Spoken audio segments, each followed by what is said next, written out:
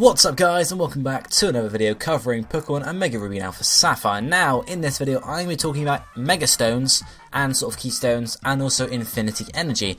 I haven't got a script at all, I don't script any of my videos, but you guys get the idea. I'm just going to be talking about what I feel is sort of the story behind them, how they're all linked together and stuff like that, and you guys can, if you've got any thoughts on how Mega Stones and Keystones and Infinity Energy are linked, let me know down below in the comment section guys, because I'd certainly be interested in hearing some other theories about it. And as I said, or as you might know, there might be a follow-up video in a few days time as when I'll look at your ideas. Anyway, so Mega Stones, Infinity Energy, and Keystones. Keystones, if you guys don't know, is the thing that's inside your Mega Bracelet, is inside Steven's Mega Stick Pin, or whatever it's called, inside, I don't know, Maxie's Mega Glasses. That's the Keystone there. That's sort of the thing that enables Mega Evolution. It's what the trainer holds, and I guess it communicates with the Mega Stone that the Pokemon holds. Obviously then we also have Mega Stones, as I mentioned, that the Pokemon hold, and there's one per Pokemon, or one per every Mega Evolution able Pokemon. So, where do Mega Stones come from? Well, Mega Stones, we've had a few sort of sources, I guess, in-game. For example, in X and Y, some of the Mega Stones could be found, well, could be given to you in the story. For example, Sycamore gives you the stone for your Kanto starter, you get Gengarite in Leviathan, I think it is, and there's a few more dotted around everywhere. So there are some before X and Y happens that, are around. Then after you do the main storyline and you finish the main game, you can then upgrade your Mega Ring, and you can then, between 9 and 10, you can actually go around with some sparkling for some Mega Stones. So this is actually after the ultimate weapon has been used, so it's a possibility that either that is what puts these new Mega Stones out there, or that they were there in the first place, just couldn't be seen without the upgrade on the Mega Ring. I mean, between the ultimate weapon being used and getting your upgraded Mega Ring, they're not there, so they could be, they could be there beforehand or there after the ultimate weapon, but you still need to have the upgraded Mega Ring sort of thing. But they, we don't know. They could have been there either from the original uses of the ultimate weapon, which is what's implied in the first place, because obviously that some of them were there, as I said, before the ultimate weapon is used in game. So some of them must have been around before then. This is when the ultimate weapon was first used back in the Great Kalasonian War.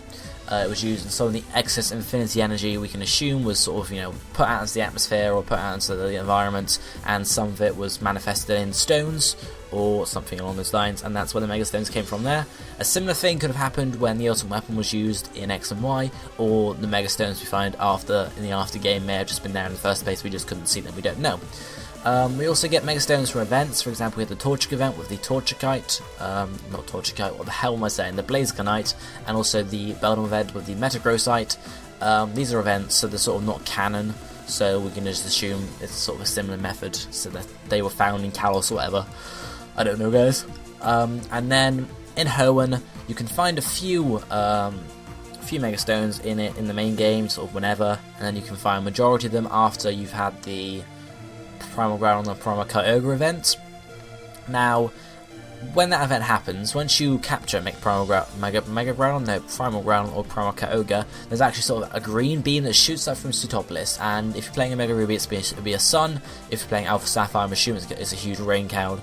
This green beam sort of shoots upwards and dispels the sun or the rain cloud or whatever, and you get these sort of green sparkles coming down and coming off of it and landing on the ground. We can assume it's just like effect, but we actually hear from Wanda, if you go and get the Gardevoir from her, that she found these two stones dropped from the sky. One was Gardevoir, the other was a Galadite. She had the Galadite to Wally, and she gives the Gardevoir to you. So the primal event, I guess you can call it, in Mega Ruby Alpha Sapphire, when you catch the primal, that actually creates Mega Stones, because there's energy, the natural energy that welled up, the primal energy, I guess you could call it, which is again Infinity Energy, because that is the rated. Infinity Energy is just a normal energy, so natural energy, which causes primal reversion, is actually another form of Infinity Energy, I guess you could say, or it's all the same form, I guess. But Infinity Energy gets spread out across the Hoenn region, and then it sparkles down, and some of it again becomes Mega Stones, etc. Wherever, guys. So we then, what about the Mega Stones available in Hoenn before that? We can say, well, we've had in the past, we had we know of 2 events in Hoenn's past. One was the meteorites dropping 1,000 years ago. That could have caused some megastones, because we know some megastones arrived sort of as meteorites, especially the one that caused Mega Rayquaza to mega evolve in the first place. So maybe something happens when meteorites enter our atmosphere. Maybe the energy that's created by the meteorite atmosphere turns them into megastones, or maybe there's something else out in space that causes megastones to be created there. We don't really know.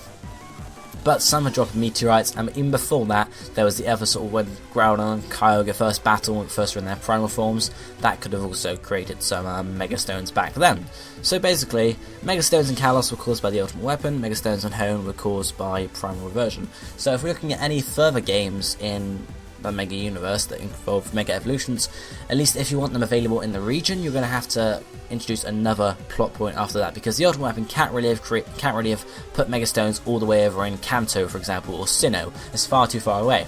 Same with Primal Age, you can't really have that, Primal, Mega, whatever, or you could incorporate Meteorites, but Meteorites are famous for falling on the Hoenn region, not on the Sinnoh region, or wherever, for example. So Sinnoh, if you had, for example, a Diamond Pearl or Platinum remake, you could easily explain it as when when the portal closes, or if it was a Platinum remake, it'd be when the Distortion World opens up, some energy seeps through and creates, like that. And obviously in Diamond Pearl, you also have the sort of the space all the time, sort of you see it flow over the region. So again, that could they could make that create Megastones and incorporate Infinity Energy into that there as well. In terms of Johto and Kanto, I don't really know what you do there, because it's not really a huge regional event there, because it's Team Rocket that's doing the naughty stuff. So really I don't know what you do at that point, but you guys get the idea. So how are Keystones involved in all this? Well, Keystones could be similar, could be created similarly to the Megastones. They could just have more Infinity Energy inside them, or could be created in a different way. For example, maybe Marwolite is created if it falls upon a piece of dead Marwol. Something along those lines. Don't ask me, guys. If the energy gets imbued in, for example, like a dead Marwol in the ground, I don't know, a rock that used to be a Marwol, that would create Marwolite. So say instead of falling on a Pokemon's dead body or whatever, it falls instead on a human's dead body, and it creates a Keystone like that, because that's what humans use. Or it could just be sort of a more powerful Megastone that's got really no purpose in Mega Evolving a certain Pokemon, it's just the Keystone. And we know from the Delta episode, or we can understand, that every time you use your Keystone to Mega Evolve a Pokemon, actually the energy builds up inside it, because Zinnia, she steals Keystones from May, from Wally, and also from Courtney as well, and Courtney or Matt rather. And then she takes it to Mega Rayquaza, and then she says to herself at one point, if I use those with plenty of that built up. So Keystones with plenty of that built up, we can assume is Infinity Energy. So maybe every time you Mega Evolve Pokemon, it builds up the Infinity Energy inside it, or something along those lines happens there. We don't know at this point, because obviously energy can't be created or destroyed. So where would it come from? Maybe. You guys get the idea. Maybe it's actually a strenuous process for a Pokemon to Mega Evolve, so they actually have to, the energy they give off gets put to the Keystone. I don't know, guys, but you guys get the idea there. We don't really know in terms of particulars on how Keystones are made, or how the Infinity Energy is rated to Keystones in terms of build-up, but we can sort of speculate on that. But as I said, guys, be sure to let me know what you think down below in the comment section. That's sort of, I guess, it for Keystones and Megastones, and Infinity Energy. They are related, as I've explained.